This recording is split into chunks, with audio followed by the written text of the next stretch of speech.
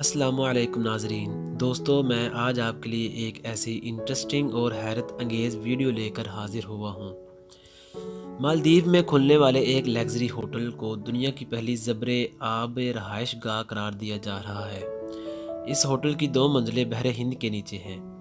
کنراڈ مالدیپ رنگالی آئی land نے زیر آب ولا کو مراکہ کا نام دیا ہے۔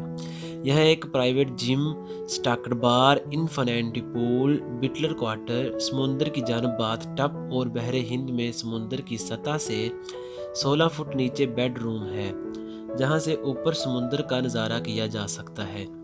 اس ولا کی اوپری منزل سطح سمندر سے اوپر ہے، جہاں سورج کی روشنی میں آرام کیا جا سکتا ہے۔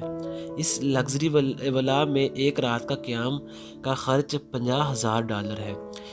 اس کو پاکستانی کرنسی میں کنورٹ کیا جائے تو تقریباً 60 لاکھ روپے بنتے ہیں، لیکن یہاں ٹھہرنے کے لیے کم سے کم 4 راتوں کی بکنگ کرانی پڑتی ہے۔ اس قیمت میں پرائیویٹ کشتی کا استعمال اور ذاتی شیف بھی شامل ہے۔